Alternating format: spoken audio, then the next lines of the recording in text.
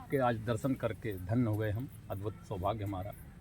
तो कृपया गिरिराज जी के लिए या गिरिराज जी के बारे में भक्तों को कुछ मार्गदर्शन कीजिए। बोले श्री गिरिराज महाराज की जय। प्यारे प्यारे भक्तों की जय। जय। प्यारे प्यारे भक्तों को जानने के लिए गिरिराज महाराज के बारे में आपके लिए बताना चाह रहे हैं।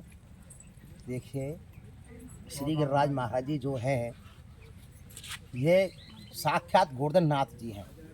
इनका नाम गोवर्धन नाथ है जी। इनके पिता का नाम द्रोणागिरी पर्वत उनके पिता का नाम द्रोणाचल पर्वत जी। द्रोणाचल पर्वत।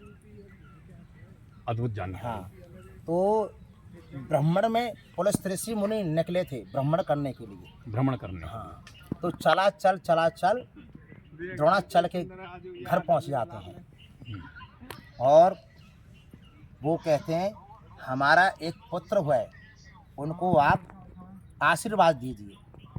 तो पुलस्त ऋषि मुनि बोले, कहाँ है आपका बच्चा, हमें दिखाओ। वो बच्चे को रूप को देखते ही मन पे भाग गया बच्चा।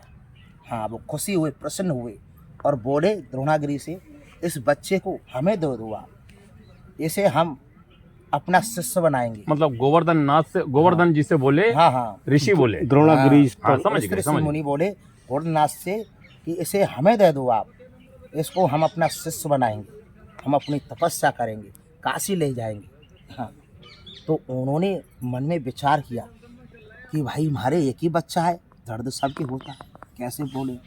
लेकिन उनको डर था कि पुलस्त ऋषि मुनि हमको शराप नहीं दे बैठे अगर हमने नहीं कर दिया तो। लेकिन उन्होंने कहा महाराज जी आप ही जानो। हाँ, तो पुलस्त ऋषि मुनि बोले बच्चे से गोवर्धन नाथ तुम हमारे साथ चलोगे? मैंने कहा चलूँगा, ठीक है, लेकिन आप मुझे कैसे ले चलोगे? पुलस्त ऋषि मुनि बोले हम अपनी शक्ति के द्वारा ले चलेंगे आप। मैंने कहा ठीक है, हथेली पर रख कर। तो मैंने कहा अच्छा। तो वो बोले ठीक है, वचन भर गया, जहाँ मुझे आप रख दोगे मैं वहाँ से आगे नहीं जाऊँगा।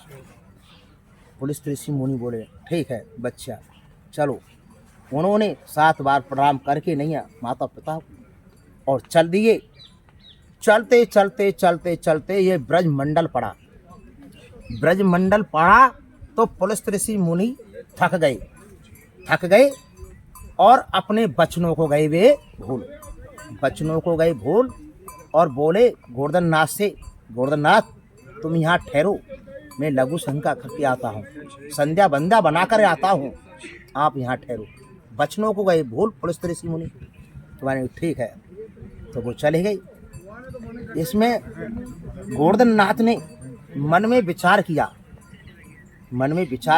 भाई जगह तो अच्छी है, लेकिन मैं रामचंद्र जी के भगवान के चरणों में नहीं लग पाया। तो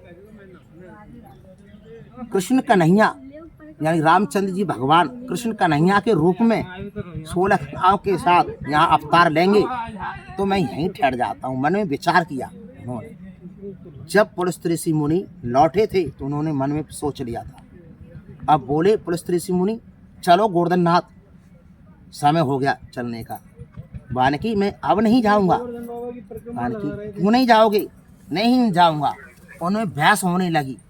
अरे दुष्ट गोवर्धन नाथ, तू क्या कहता है कि मैं नहीं जाऊँगा? मेरी तपस्या भंग हो जाएगी और मेरा तपस्या का काम तुमने सफल नहीं होने दे रहा है।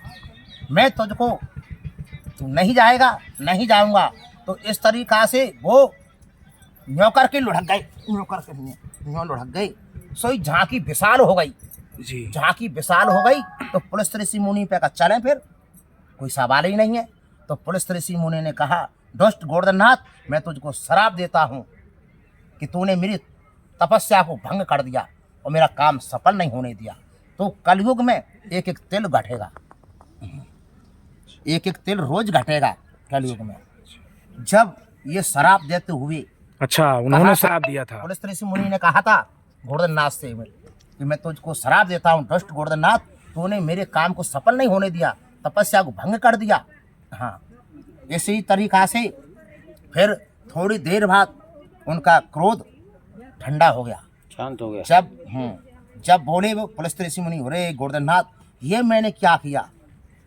मैं अपने होश में, अपने जोश को और होश को उसमें खो बैठा, लेकिन मैं भूल गया वचनों को, लेकिन मैं तो तुम्हें शराप दे बैठा। ये मैंने क्या किया? ये बहुत मैंने गलती का काम किया, लेकिन मेरा शराप व्यर्थ नहीं जाएगा।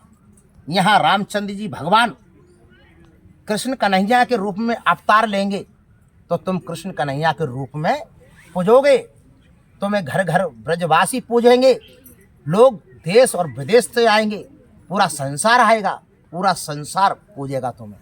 बोले श्री गिरिराज महाराज की जय, जय। जय राज धरण की जय, आज के आनंद की जय। लता पताओं की जय, जय। राज की तरेटी की जय, जय। जय श्री राधे, जय जय श्री राधे।